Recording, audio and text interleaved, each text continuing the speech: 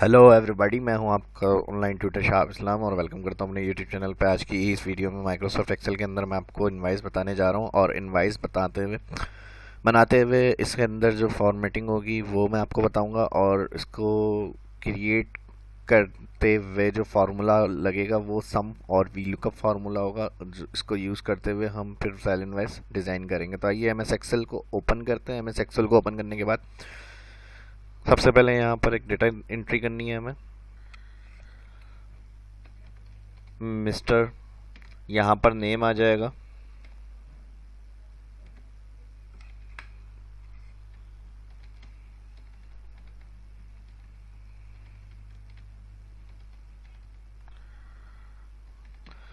उसके बाद आ जाएगी नेक्स्ट हेडिंग। हम स्पेस दे रहे हैं, 3 कॉलम के बाद लिख रहे हैं इनवाइस। इनवाइस के बाद इंटर किया मैंने, नेक्स्ट रॉ के अंदर आ गया और यहाँ पर आ जाएगा कराची और फिर यहाँ पर आ जाएगा डेट करंट सिस्टम के हिसाब से, तो फिर कंट्रोल कॉलन डेट इंटर के लिए होगी और इनवाइस के लिए जो नंबर होते हैं इनवाइस वो इंटर करेंगे। यहाँ मैं फ़िलहाल एक्स कर रहा हूँ। उसके बाद यहाँ पर एंट्री करनी है हमें कोड प्रोडक्ट प्राइस। अब नेक्स्ट हमें यहाँ पर क्या करना है, कोड इंटर करना है 1 2 3। यहाँ पर डेटा एंट्री करनी है और इसको मैं कर रहा हूँ LG, सैमसंग, सोनी। 3 नाम मैंने लिखे हैं यहाँ पर। आपको जब डेटा बनाना है तो उसको आप जितना रिकॉर्ड को बनाना चाह रहे हैं वो एंट्री करेंगे। फिलहाल यहाँ समझाने के लिए मैं थोड़े से नाम रख रहा हूँ और उसके बाद इसके प्राइस इंटर कर रहा हूँ। 5000 हो गए, 15,000 और इसके हो जाएंगे 20,000। अब इसमें हमें क्या करना है, इसको सिलेक्ट करके सेंटर बॉर्डर दे देता हूँ ऑल बॉर्डर देने के बाद यहाँ पर मैं इसकी हेडिंग कलर जो आ रहा है वो चेंज कर देता हूँ। अब इसी को कॉपी कर लें, कंट्रोल C, और यहाँ पर आकर पेस्ट कर रहा हूँ मैं नीचे कंट्रोल V।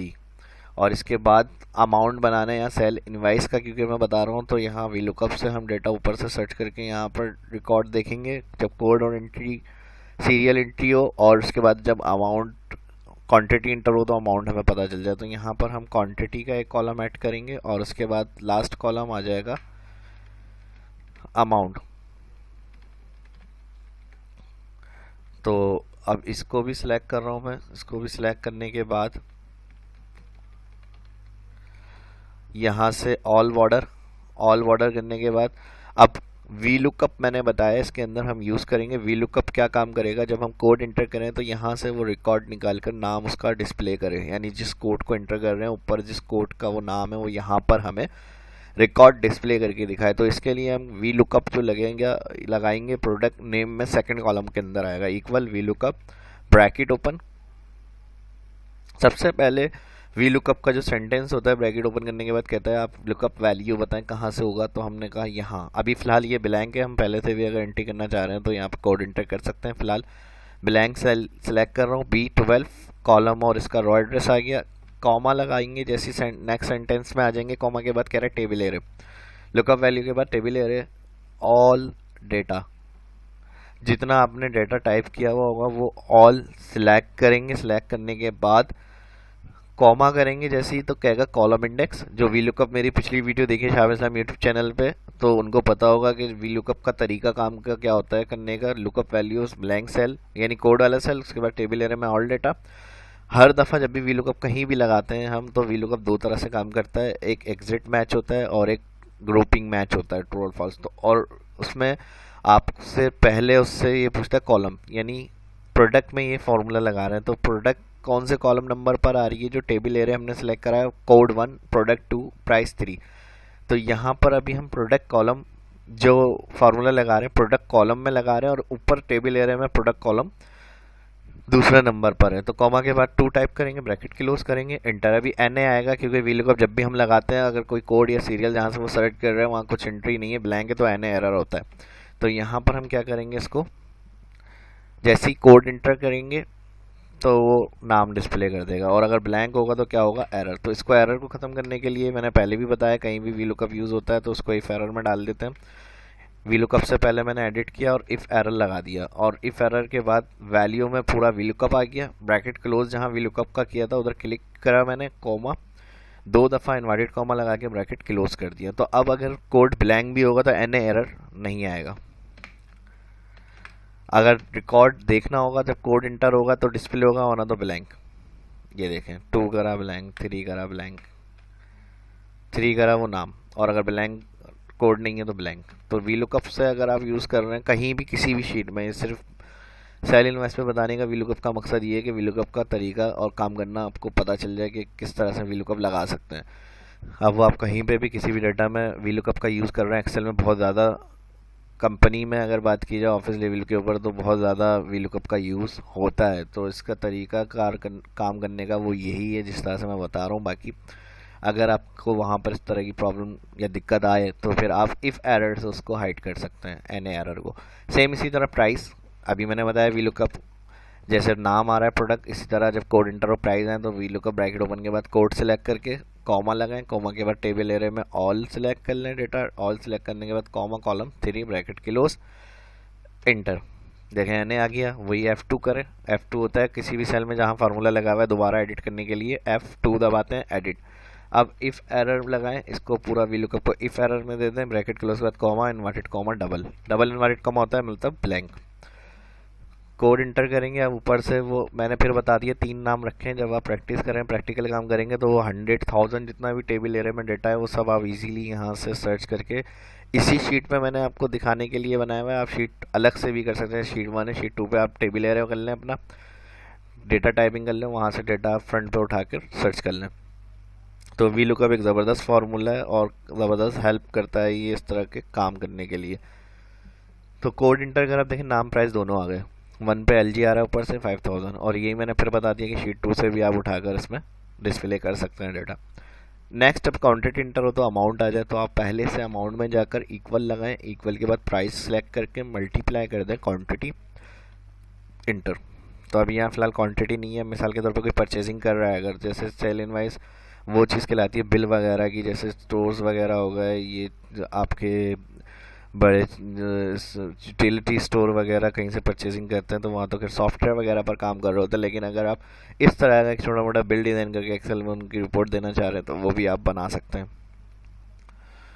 तो इसके लिए अब क्वांटिटी इंटर होगी, तो देखें यहाँ पर जैसे मिसाल के तौर पे कोई चीज़ कस्टमर आपसे परचेस कर रहा है, आपने कोड इंटर करा, प्रोडक्ट को देखकर उसका कोड इंटर करा, जैसे ही इंटर किया उसका नाम और प्राइस बता दिया। अब वो कह रहे हैं कि मुझे 3 परचेस करनी है, 3 क्वांटिटी है मेरी, तो यहाँ पर आपने 3 इंटर करा, उसका अमाउंट आ जाएगा। लास्ट में अब यहाँ पर टोटल देखने के लिए इसको या तो सेलेक्ट करके सेंटर कर दें, उसके बाद लास्ट में आ जाए, यहाँ पर मैं टाइप कर रहा हूँ total quantity and amount,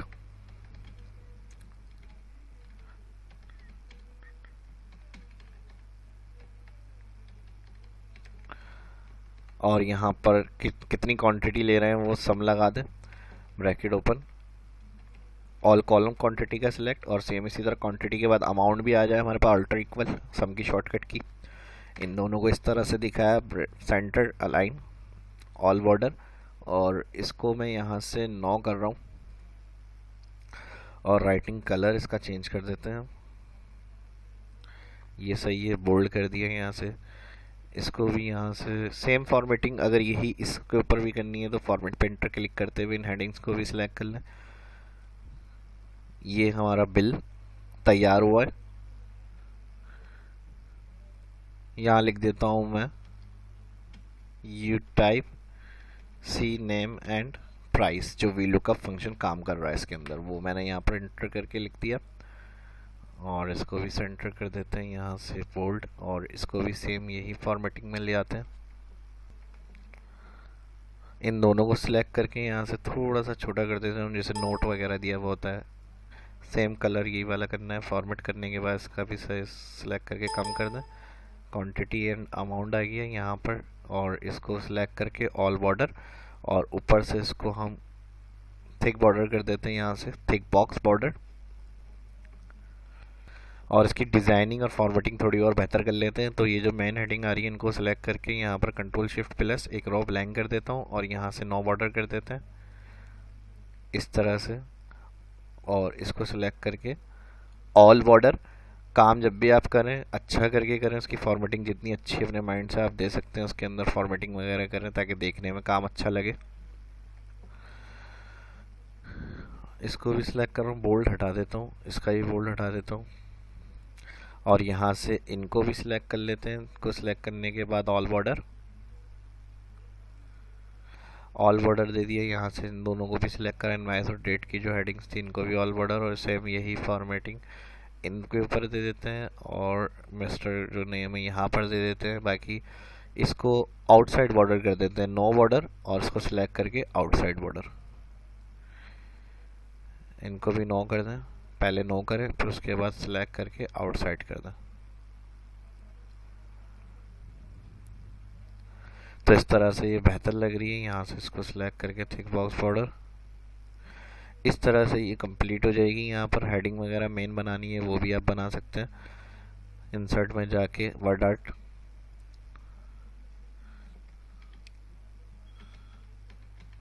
cell invoice, और इसको यहाँ से उठा के मूव करना है जहाँ पे भी ऊपर टॉप पे लेके जाना है तो इसको टॉप पे रख दें यहाँ से। और होम से इसका फ़ॉन्ट कम करना है, यहाँ से कम। और बाकी फॉर्मेट मेन्यू आ जाएगा जब वर्ड आर्ट से आप हेडिंग देते हैं तो यहाँ उसका फॉर्मेट मेन्यू आ रहा होता है। इस तरह से आप इसको हेडिंग को बना सकते हैं। टेक्स्ट आउटलाइन कलर वगैरह चेंज करना है, ये हो गया इस तरह से। या फिर फिल कलर चेंज करना है तो आप इस तरह से फिल कलर दे दो।